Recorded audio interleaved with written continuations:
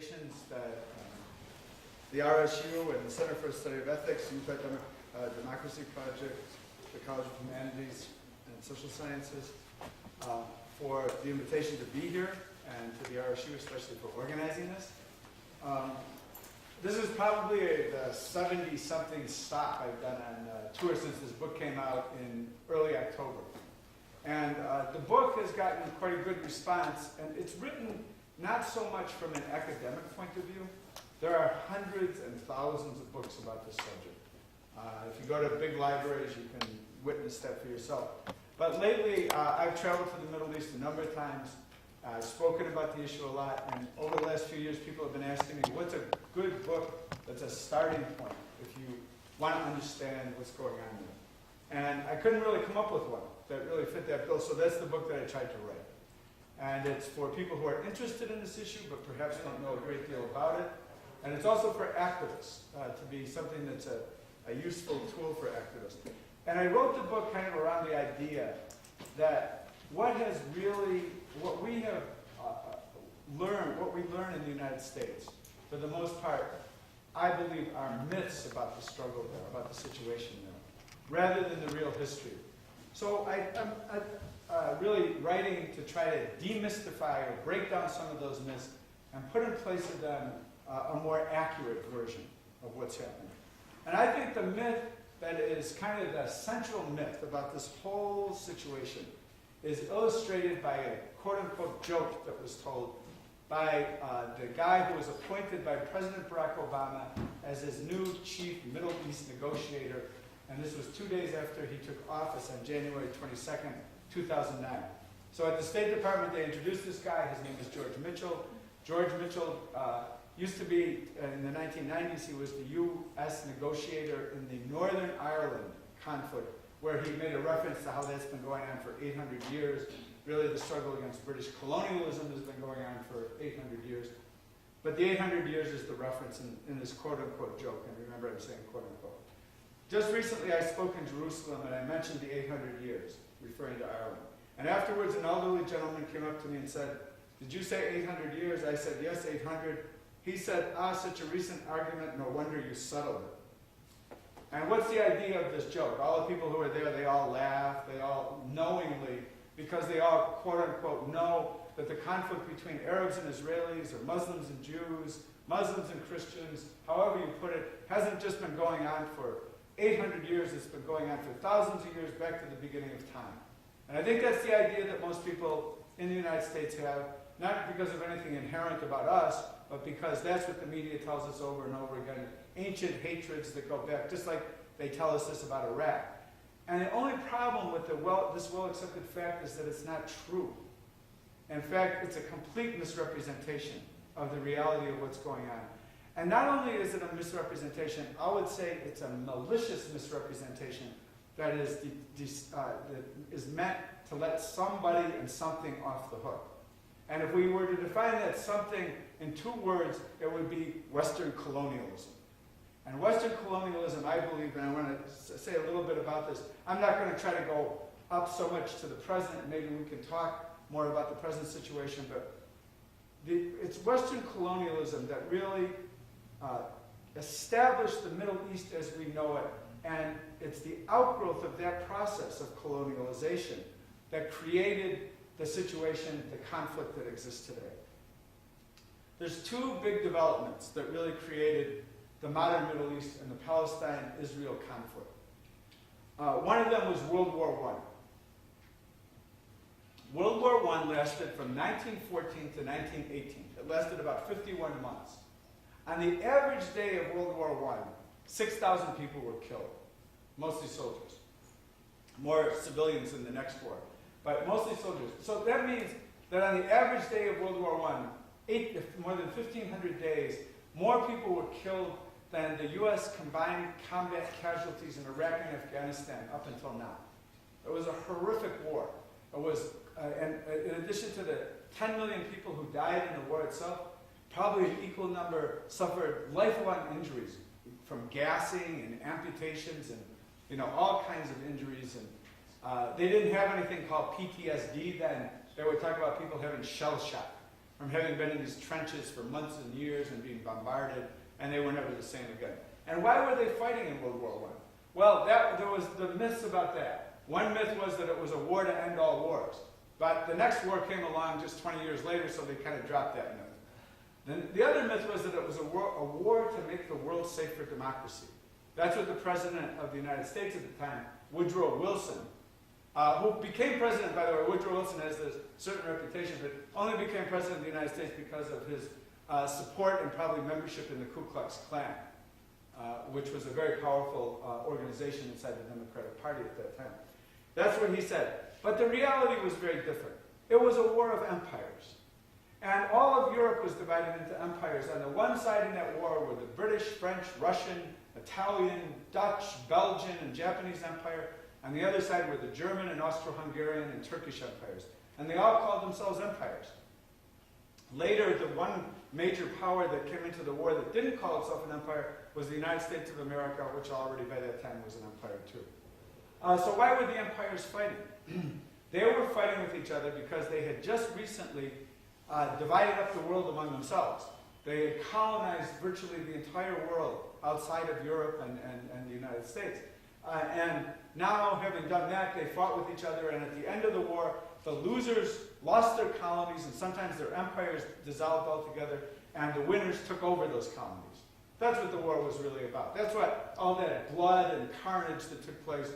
And I would submit that much in the way the wars in Afghanistan and Iraq today are presented to us in a certain way, with a certain kind of propaganda, the reality has much more to do with modern-day empire than it does with any of those things. In that war, in World War I, the countries that today we know of as Iraq, Syria, Lebanon, Jordan, and Palestine, think of all those countries, south of Turkey, which was the center of the Turkish Empire, of course, those were all Arab countries. Turkey was a Muslim country, but not an Arab country. There was a rising movement in those countries to break away from the domination of the Turkish Empire and establish an independent Arab state. So the British sent off a representative to the Arab leaders at the time and said, if you will fight with us against the Turkish Empire in the war, when the war is over, we will support your right to have an independent state or states. And so they did. They fought. At the same time, the British and French and Russian empires' foreign ministers were meeting together in secret, and it was very secret, and talking about how they would divide the Middle East among themselves once they had won the war. So that's one major development that I'll come back to in a second. The other big development was Zionism, political Zionism, the rise of political Zionism. And this is something, I'm not talking about religious Zionism. Many religions, including, of course, the dominant one here, have the concept of Zion as a central theme. But I'm talking about that. I'm talking about political Zionism, which is the idea of establishing an independent state for Jewish people. Why did Zionism arise? It arose as a reaction to anti-Jewish racism in Europe, which was particularly fearsome in the eastern part of Europe, in the old Russian Empire, where there would be massacres and persecution of the Jewish people, and that would be pretty frequent. But the anti-Semitism was all over at the time, all over particularly, and in the United States too, as well as in Europe. And Zionism arose in the latter part of the 19th century. So this isn't something thousands of years ago or hundreds of years ago. It's, really arose about 120 years ago. And it gained momentum in the late 1890s. And in 1897, had its first Congress, the World Zionist Congress, in Switzerland. So that's not thousands of years ago either, that's 113 years ago. And at the World Zionist Congress, the delegates came together. They represented only a very small minority of the Jewish people in Europe. The great majority of politically and socially conscious and active Jewish people at the time were very much opposed to Zionism, the idea of Zionism. And they were for fighting for equal rights for all people in the societies that they lived in. And they thought Zionism was a reactionary kind of idea. And I should say this too, at that time, if you had gone to Palestine, what became the British colony of Palestine, and I wish I had a map, but I don't have one right now, so can you kind of envision what Palestine looks like? A little piece of land right along the Mediterranean coast at the far eastern end of the Mediterranean Sea. And if you'd gone there at that time, the population would have broken down like this. About 75% Muslim, 20% Christian, and 5% Jewish. But all of them were Arabs. Virtually all the people were Arabs, which sounds strange to people here because we're trained to think of the Jewish-Arab conflict and so forth. But the Jewish people there, when they heard about the idea of the political Zionist project, they were opposed to it. The indigenous Jewish population was completely opposed and viewed it as something that would cause a great worsening of relations between the peoples who lived in the region. So when they had their first Congress of the World Zionist Movement, the delegates who came together had a debate, and they debated where should we try to establish our state. And some of them argued in favor of Uganda, which was in East Africa and part of the British Empire. And this was more favored by the man who was the leader, named Theodore Herzl. And today, his picture is everywhere in the state of Israel. He's considered the father of the state of Israel. So he was more for Uganda. The other ideas were for Argentina, which was technically independent but under British domination, but they were more leaning toward Palestine, based on, biblical references and so on and so forth. But they didn't know anything about Palestine. So the Congress sent off a delegation of two people. They were two rabbis to Palestine to see what the situation was. And the rabbis sent back a telegram that's famous in history that I quote in the book, very short telegram. It said, "The bride is indeed beautiful, but she is married to another man." Meaning, Palestine is a beautiful area, but somebody else lives there. And what's so important about this, and why I bring it up, is that one of the myths that was a foundational myth, a central myth for the Zionist movement and the establishment of the state of Israel was that Palestine was a land without people for a people without a land. But, as you can see, the first World Zionist Congress, 50 years before the establishment of the State of Israel, the people who were to go on to lead the formation of the State of Israel knew that another people lived there. And how do we explain that? Well, I think it's explained in this way, that on the one hand, the Zionist movement arose as a reaction to anti-Jewish racism, but when it arose, it, like all of the other European settler movements, the movements that came out from Europe, whether the British to Australia, or the Dutch and the British to South Africa, or the French to Algeria, or the people who settled this country, all shared a Euro-supremacist understanding, a Euro-supremacist view, or what we might more today refer to as a white supremacist point of view. So that's a contradictory character of it. On the one hand, it's a reaction to racism. On the other hand, it incorporates within itself a racist concept. And that would be like, as I say, all of the settler movements that came out of Europe shared this. And it was a consciously colonial movement. The idea was, we will settle in some part of the colonized world and establish our state there. And one of the central leader, as I said, was this man named Herzl. And Herzl understood that in order to succeed, in order to have any chance of success, their movement would have to get the support of one of the already existing empires. So they tried a few of them, but they settled on the British Empire, which was the big empire in the world at the time. They said the sun never set on the British Empire. And he wrote a letter to a man named Cecil Rhodes. He wrote many, many letters. Cecil Rhodes was the guy who was the British architect of colonialism in Africa. There used to be countries in Africa named after him. Northern Rhodesia, which is today Zambia. Southern Rhodesia, which is today Zimbabwe. He was a big figure, and he was known as an arch-racist as well. He writes in this letter, here's part of the letter. "You are being invited to help make history. It doesn't involve Africa, but a piece of Asia Minor," meaning what, the modern Middle East. "Not Englishmen, but Jews. How then do I happen to turn to you? Because it is something colonial." So in other words, you should support us because we are colonizers the way that you are colonizers. This is the consciousness of the leaders of the Zionist movement, that they are indeed colonizers. But they couldn't just say to the leaders of the empires, support us in our project because we are oppressed people. Because they're speaking to empires, of course, right? I mean, the leaders of the empire, if they were honest, would respond, yeah, we understand that concept of oppressing people. That's what our business is. We're empires. You know, we have big empires. So there had to be something that they offered in return. A quid pro quo. We'll do this for you if you do that for us. And so here's an expression of that. Herzl, the first leader, died. He's succeeded by another man named Chaim Weizmann. And on the eve of World War I, he writes a letter to an English newspaper, typical of many letters he wrote. And this is what it said.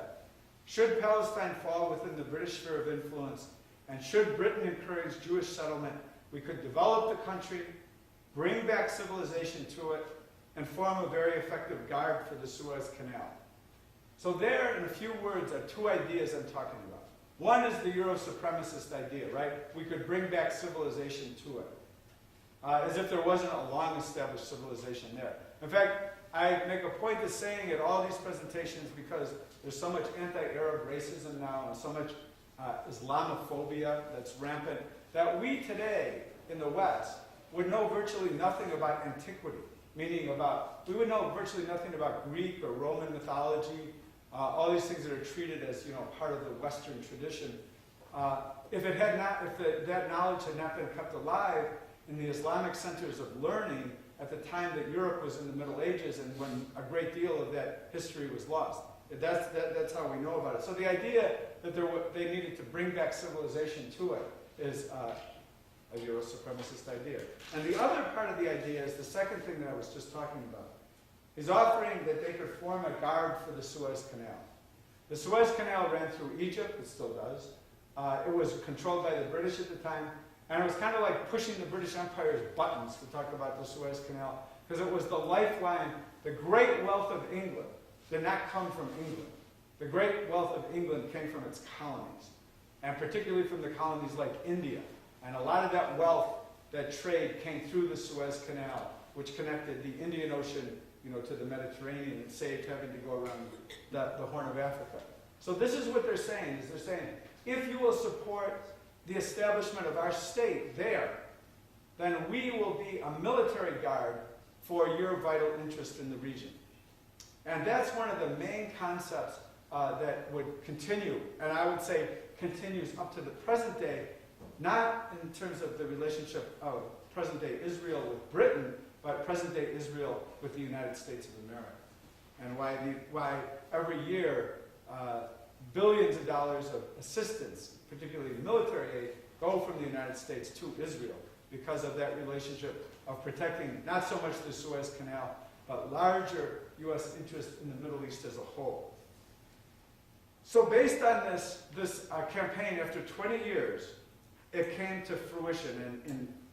In 1917, in the middle of the war, the British Foreign Secretary, like the Foreign Minister, Secretary of State equivalent, issues a letter that's very famous in the history of the Middle East called the Balfour Declaration. And Balfour said, His Majesty's government, meaning the British government, view with favor the establishment in Palestine of a national home for the Jewish people, it being clearly understood that nothing shall be done which may prejudice the civil and religious rights of existing non-Jewish communities in Palestine. These words have been the subject of many, many, many books, just those few words, the analysis of what those words meant. But here's what one Palestinian scholar, Dr. Ismail Zaid, wrote about it. He said, it's interesting to note that the four-letter word, Arab, occurs not once in this document. To refer to the Arabs, who constituted 92% of the population, as the non-Jewish communities, is not merely preposterous, but deliberately fraudulent. Palestine did not belong to Balfour to assume such acts of generosity. So there's a lot in this. And here's a couple of things that are in it. The people who live there, the Palestinian Arab population, aren't even referred to by their name. They're just referred to by who they are not. And that's part of this concept of, the European concept an attitude toward the indigenous people. They're not, we don't really have to think about them except how to get them out of the way of what we want to do. And another point is that it says the British government supports the establishment of a national home.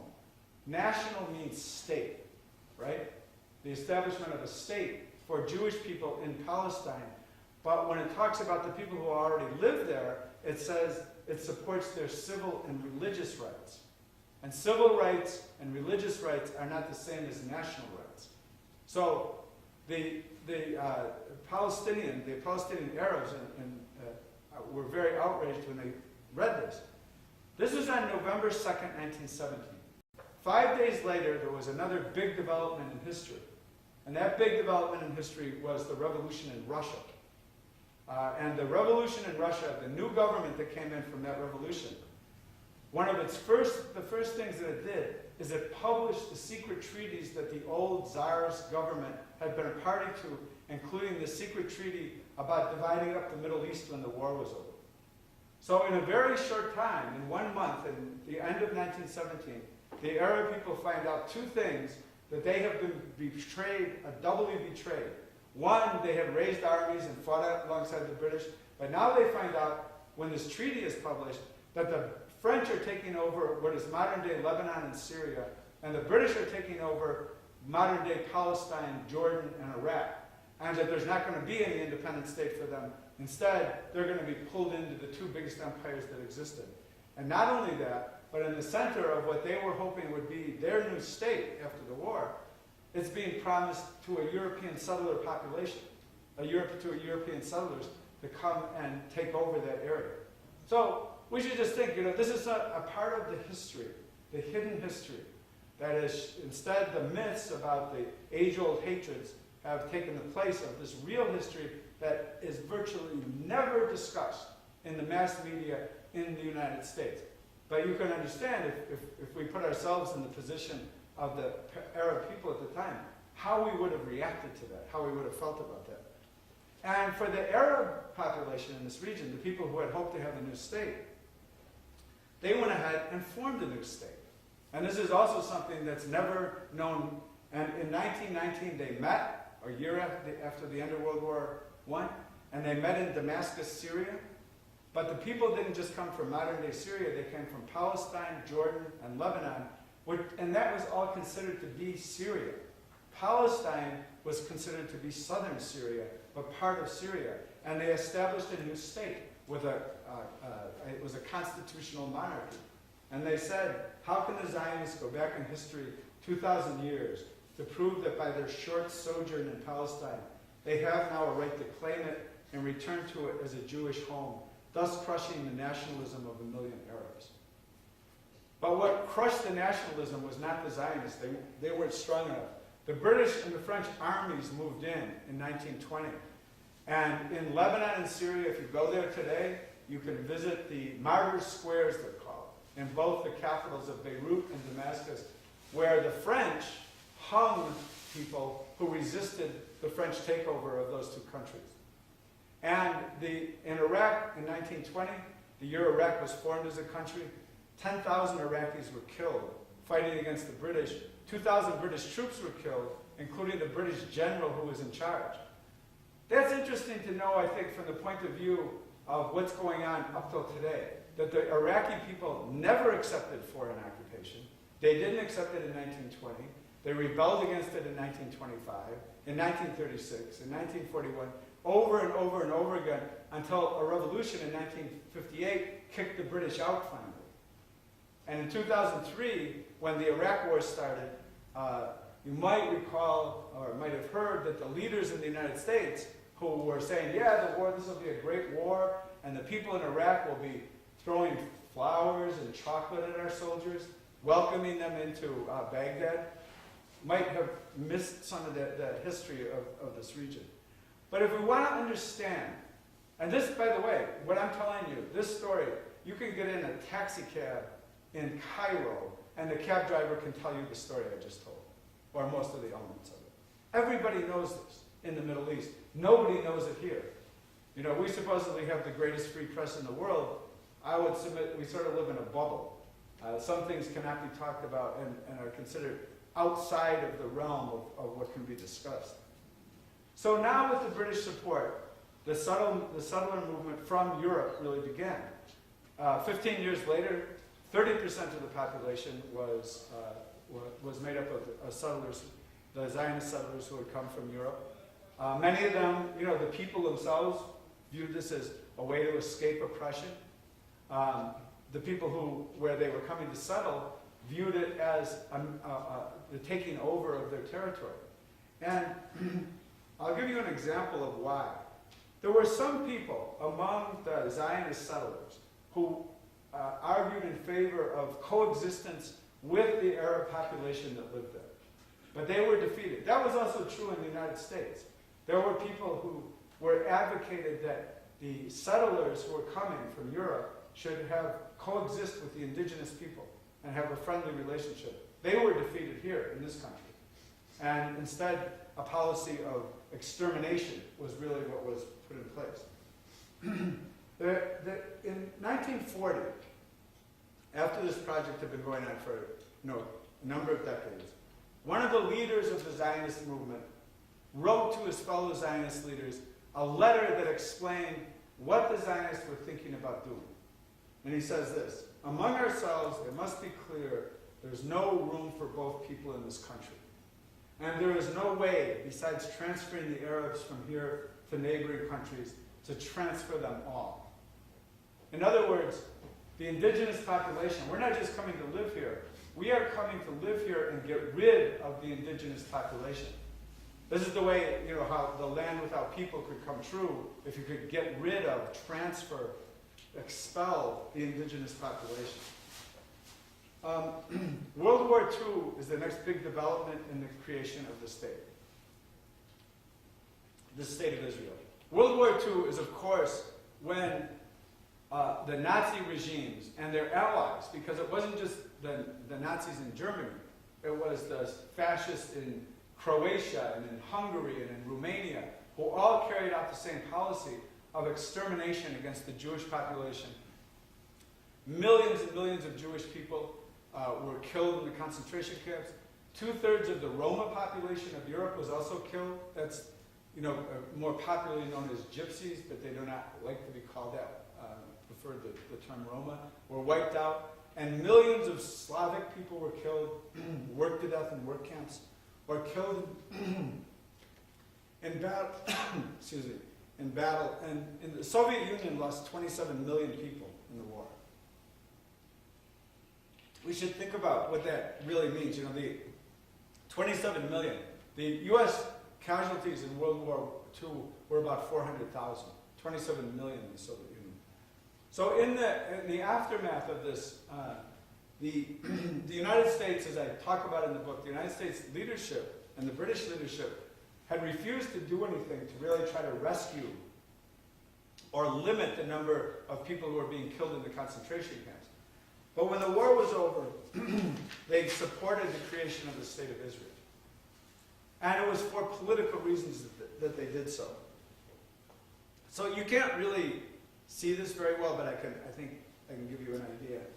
In 1946, and this is after about 40 years of the Zionist project going on, I put three maps. There's three maps here of the British colony of Palestine.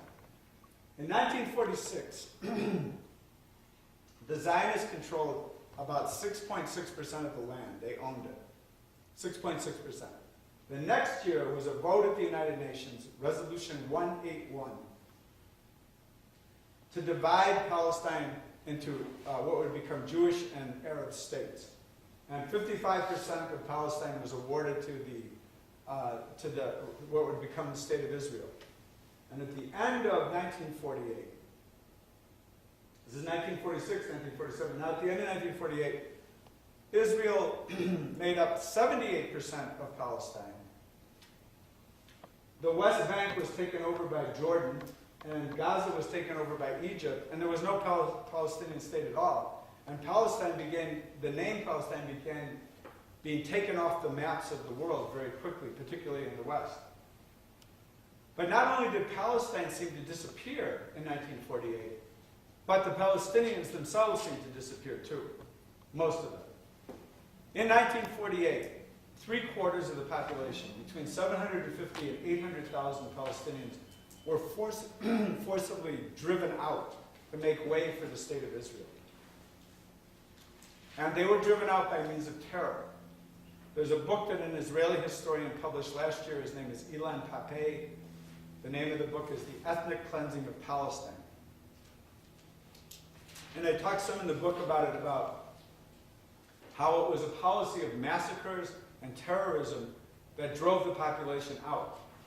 This is a big issue down till today. If you read about this, you'll see that one of the issues that's under negotiation or being talked about for negotiation all the time is the Palestinians' right of return. In 1 year after the United Nations created the State of Israel, there was another vote at the United Nations in December 1948 called Resolution 194. And that resolution said all the Palestinians who left had a right to return, to be restored to their property, and to be compensated for any damages. And down till today, not one has been allowed back. And it's very interesting when we think about this situation. If you think about what I was just saying about these maps, like, how did the state of Israel go from owning 6.6% of the land in 1946 to 78% of the land in 1948, 2 years later? What is that land? What would that land really be considered? All of Palestine prior to this was farmable land, arable land, was already under cultivation. Another myth of the Zionist movement was that Israel was made the desert bloom. In other words, it had been a desert. Now, thanks to the coming of the Zionist movement, the desert bloomed. But in reality, all of the land was already under cultivation. There were millions of trees, citrus and olive trees. Many of them have been there for the olive trees for hundreds of years, even up to 2,000 years old, the olive trees. So all this land that became part of the state of Israel that wasn't owned by the Zionists before, the other 71.4% of it, in reality constituted stolen property from the point of view of the Palestinians and those who were not allowed to return. 530 Palestinian villages were bulldozed. Many of them were bulldozed not for somebody else to live there, but just to try to eliminate them, to eliminate the presence, the memory, the history of the Palestinians. In many other cases, and particularly in the larger cities and towns, the people who were coming in now from Europe were housed, were given the homes of the people. And when the war was over, the first prime minister of the state of Israel, David Ben-Gurion, was asked this question: what about the refugees? And he said, the old will die and the young will forget. That was his answer about that. So, in other words, the refugee issue will just go away. But last year there was a survey in Palestine and in surrounding areas of refugees. It took 2 years to do the survey. It found that of the 10.6 million Palestinians in the world today, 6.6 million of them are registered refugees. The descendants of those who registered as refugees way back then have a right to register as refugees themselves. That property is, still would be their property. That homeland is their homeland. And another 400,000 people are internally displaced persons. So nearly 70% of all the Palestinians in the world today are refugees. And many of them, about 3/4 of them, live within 2 hours of Palestine. And the idea that the old would die and the young would forget has not proven to be true at all. Of course, many of the people alive at that time, particularly the older people, have died, but many people are still alive today. And if you go to the refugee camps, very, very poor refugee camps that exist in Gaza, in Lebanon, in Syria, in Jordan, and in the West Bank, many people will show you the keys to their houses that they have retained. Some of the houses still exist. Some of the houses were destroyed, but many of them still exist. So it's not an issue that's gone away. In 1967, there was another war. In that war, Israel conquered the rest of Palestine. So today, that was including the West Bank and Gaza, and also part of Syria, which remains annexed to Israel to today, called the Golan Heights. Today, and I'll just finish with two other points. Today, there are about an equal number of Palestinian Arabs and Israeli Jews inside what was the British colony of Palestine. That's the first time since 1948. The population is shifting, and it's shifting in the Palestinians' favor. So now you have this situation where the Palestinians have no state. They are almost, or they're equal to or greater in number of the population. And so in both the West Bank and inside the 1948 borders of Israel, there is an apartheid system. I don't know if people know what apartheid was in South Africa.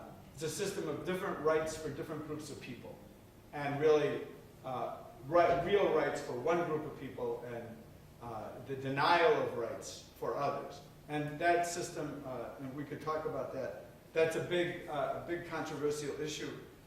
But I will just read you a couple things that, one is by a person who was involved in South Africa, a black South African who had been involved in the anti-apartheid movement there, and now he's the editor of the Sunday Times newspaper in South Africa. And in 2008, he visited Palestine. And he said, in an editorial titled, "Worse Than Apartheid," he said, "When you observe from afar, you know that things are bad, but you do not know how bad. Nothing can prepare you for the evil we are seeing here. The level of apartheid, the racism, and the brutality are worse than the worst period of apartheid. The apartheid regime viewed the blacks as inferior. I do not think the Israelis see the Palestinians as human beings at all. How can a human brain engineer the total separation, the separate roads, the checkpoints? What we went through was terrible, terrible, terrible, and yet there is no comparison. Here it is even more terrible." And one of the things he mentioned is that there are roads in the West Bank. And the West Bank was that remaining large territory that wasn't part of Israel originally, became annexed to Jordan, and now has 500,000 Israeli settlers living in it, who've taken over much of the land. And there are roads that are segregated roads. So, and a person who spoke about this was a woman named Shulamit Aloni. She used to be the Minister of Education in the Israeli government. She's a Jewish Israeli herself. She's talking about the Jewish-only roads, and she says, "Wonderful roads, wide roads, well-paved roads, brightly lit at night, all on stolen Palestinian land. When a Palestinian drives on such a road, his vehicle is confiscated and he is sent on his way." And then she goes on to tell this story. She's out driving on one of these roads, which is legal for her because she's a Jewish Israeli, and she sees a soldier has pulled over a Palestinian's car. So she stops and she says, "Why are you doing this?" And the soldier says, "It's an order, this is a Jews-only road." And she continues, "I inquired as to where was the sign indicating this fact and instructing other drivers not to use it. His answer was nothing short of amazing." The soldier says, "It's his responsibility to know it. And besides, what do you want us to do? Put up a sign here and let some anti-Semitic reporter or journalist take a photo so that he can show the world that apartheid exists here?" So in other words, the difference that exists, the real difference between the system in South Africa that used to exist until the early 1990s and the one in Israel is that in South Africa, there were signs everywhere that said they wanted to put it in your face, the rulers there. The whites only signs, the whites only, blacks only, coloreds only, Asians only. They had this, bizarre breakdown of the population and so forth. But now, apartheid is considered an international crime against humanity, as legally as a crime against humanity. So in Israel, there's an apartheid system, but everybody has to just know what the rules are, like this guy who was driving on the road. So I think I will just stop at that point and say, this isn't, of course, everything about the situation. Now there's a standoff. The U.S. government believes, and I think that they have come to this conclusion recently, that they can't go on the way it is now. You can't go on like this. An apartheid system is not sustainable. A situation where the Palestinians are denied all rights. A situation where the Palestinians in the West Bank have a standard of living that's 1/8 of what the average Israeli settler in the area. The elaborate apartheid system of the breakdown of who can live anywhere, who's allowed to come back to the country, who's allowed to live there, who can marry who, all these different, this is not a system that will continue forever. So something different has to come. And what that will be, I think, is something that we may see more of in the days and weeks that are coming. But what's really important for people in the United States, I think, to understand more than any other, is that what's going on today could not be going on, would not have been able to go on in the past, and will not be able to continue in the future, except for the billions of dollars in aid and the vast amount of weapons, political and diplomatic support that the United States government gives to the State of Israel. Not because it's sympathetic to Jewish people or any people, but because Israel, and that's the reason we titled the book this way, that Israel functions as an integral and important part of the U.S. empire. So thank you.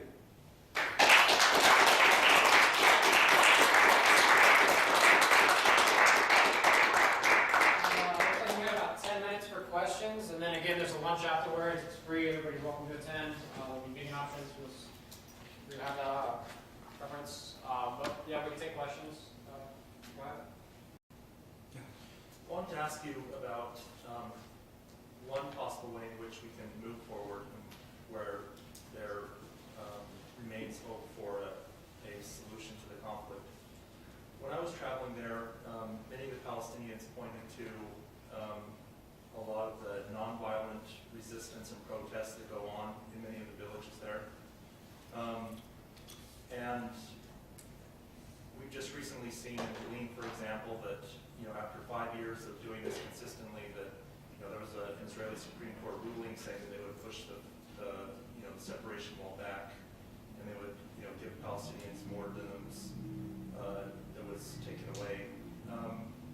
Do you think that this is one of the models that that needs to be implemented throughout the West Bank? We've seen just extraordinary measures of oppression and violence in reaction to a lot of these protests, and so clearly the Israeli Defense Forces sees this as a threat on some level.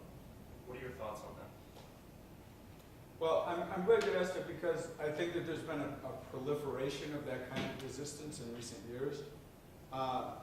But I would also say that you're absolutely right in saying the level of violence against the population, against the Palestinian population, it's really unbelievable. I mean, it's hard to envision what occupation and what the occupation there, and I would imagine the occupation anywhere, but what it really means to people's lives unless you see it firsthand, and it's really hard to, I mean, if you live under occupation, there's a level of violence that is like 24 hours a day, around the clock. Whether it's actually happening or it's implied. The Israeli soldiers, the average Israeli soldier, everybody has to, all of the men have to go into the military. So like the average soldier for a couple of years. So the average soldier is 18, 19, 20 years old. Very young, often very immature, and increasingly, as I talked about in the book, unfortunately, increasingly influenced by the most extreme forms of anti-Arab racism. And they're given, they're given basically almost a blank check to do whatever they want to the population. And if you're living under occupation, that means that the minute you walk out of your house, and maybe you don't even have to walk out of your house because somebody may come smashing in the door too. And this doesn't just go for Palestine. I just was talking a week ago, I was in the state of Washington with an active duty soldier who's done 2 tours of duty in Iraq. He was an infantry team leader and who was filled with guilt. Halfway through his second tour of duty, he said, I woke up to the idea that the people I'm doing this to are exactly the same as me. But smashing down the doors, going into the homes, smashing the TV sets, smashing other valuables that people have, just to establish we're in control. We have power over you. That's a kind of ongoing day-to-day violence, or 24-hour-a-day violence.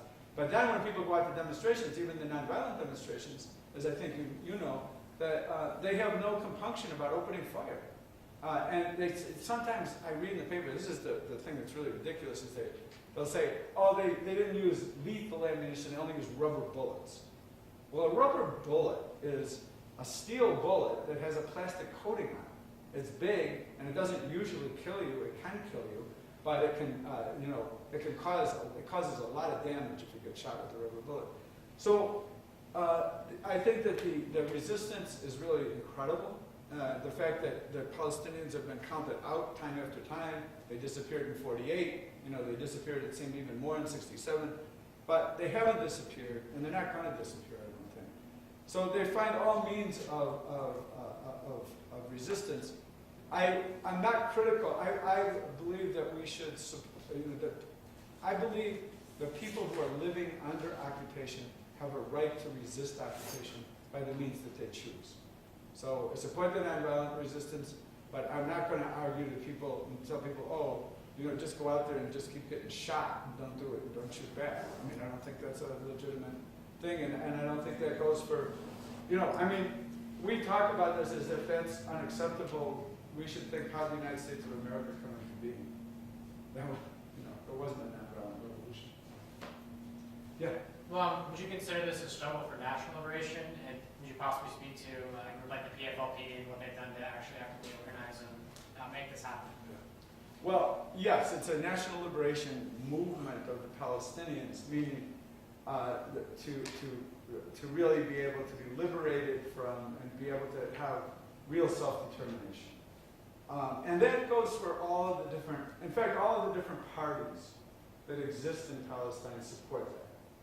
They all do. I mean, whether it's called Hamas or it's called Fatah or it's called Popular Front for the Liberation of Palestine. The PFLP is the largest of the socialist, Marxist organizations.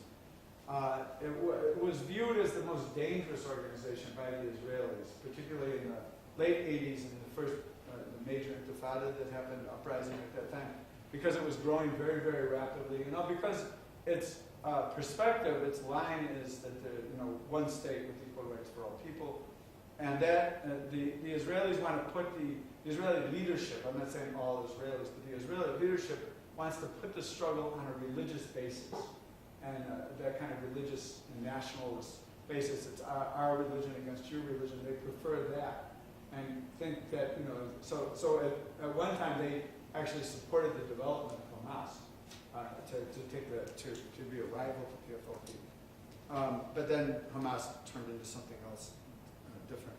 But all of them are supporting that, and I think that is the essence of the struggle at this point.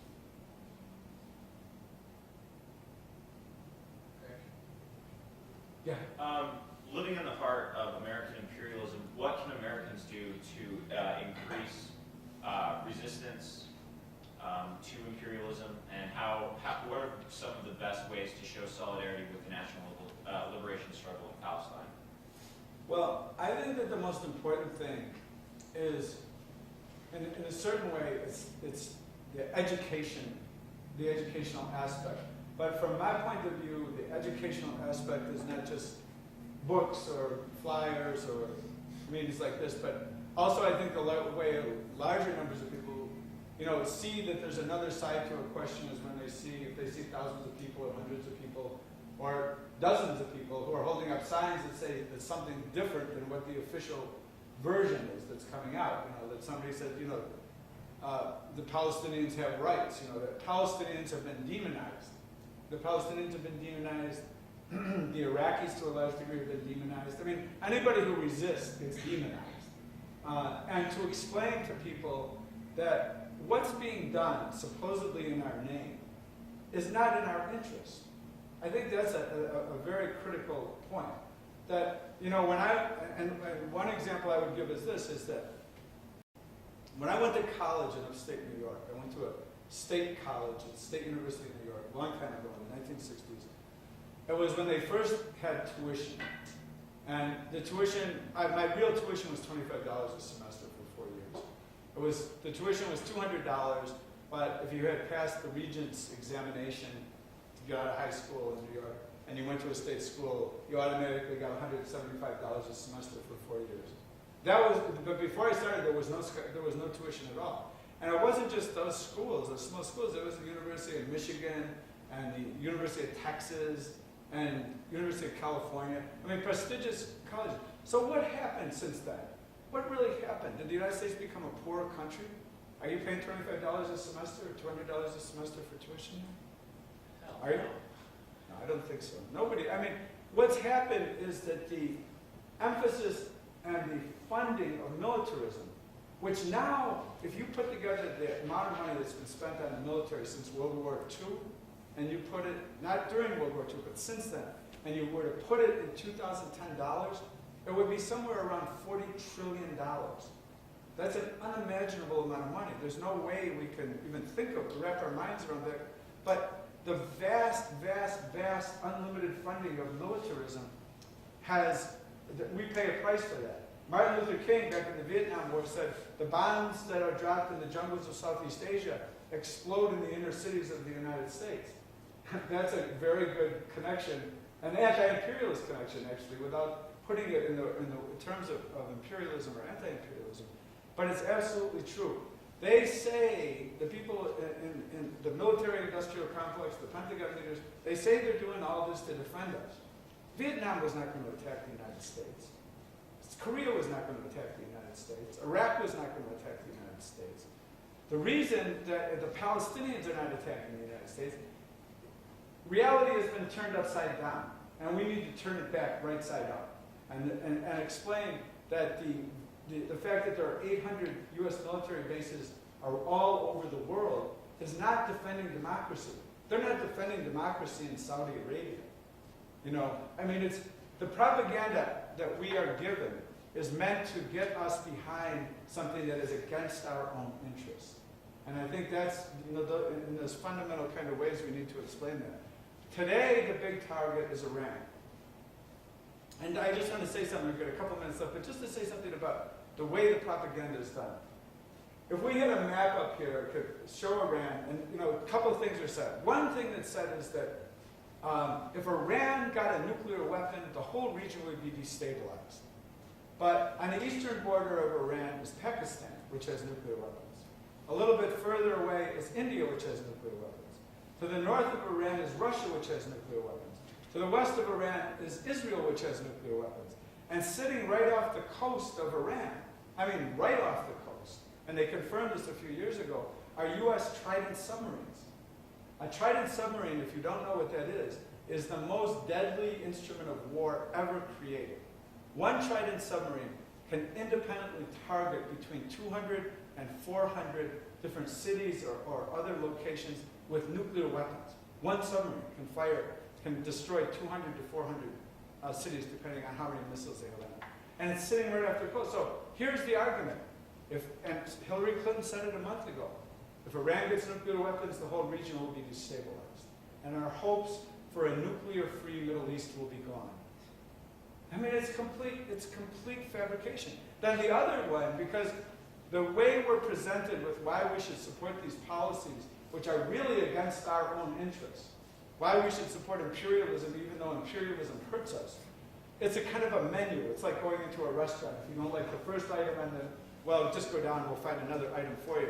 Iran, we should support action against Iran because there were irregularities in Iran's election last June. Even though the surveys corresponded to the election results, a lot of surveys. But let's just say, for instance, for a moment, okay, there were irregularities in the election. Well, if you go across the Persian-Arabian Gulf, just a little hop over the Gulf there, you find yourself in another country which has a lot of military bases, U.S. military bases there. And that country is Saudi Arabia. In Saudi Arabia, you don't have to worry about whether or not there have been irregularities in the recent elections. There has never been an election in Saudi Arabia. Saudi Arabia is a country ruled by a family that the U.S. and British back in the 1930s helped to defeat all of the other groups that lived in the Arabian Peninsula and form a new country in 1932 called Saudi Arabia, which literally means the Arabia that belongs to the Al Saud family. There are 2,000 princes. The princes live in luxury, but that's because Their country has 1/4 of the known world oil reserves, and because they're willing to be the junior partners of the big US and British oil companies and the banks in New York. So you don't have to worry about election irregularities. And how could anybody argue that the bases are there to defend democracy in Saudi Arabia?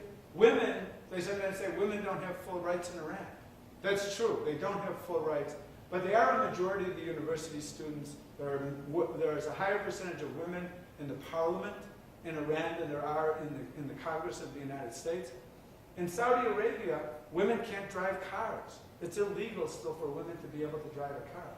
So we get this like extreme distortion, or I would say reality turned upside down about the world. And I think for us, in whatever ways we can do it, whether it's by showing films, it's by having forums, it's by having demonstrations, having conferences and concerts, or whatever the ways are, that we are able to reach out to people and say, you know, this is just a web of lies, and this is against us. It's not only the people there are the main targets who are living directly under occupation, but the fact that we have seen education. No, there's no more federal job training programs at all. There used to be. I mean, you used to be able to get jobs as job, you used to get paid to get job training. The cutbacks in healthcare, the cuts in affordable housing, all of these things, all the services that people need have been slashed, and the military budget is just constantly on the rise. Yes. Actually, we can continue the conversation at the lunch, but and the time is now 1 o'clock, and we should probably head over there. So you're welcome to join us. Again, lunch is being served in SE 206GH. I want to thank Richard Becker for making the trip out. And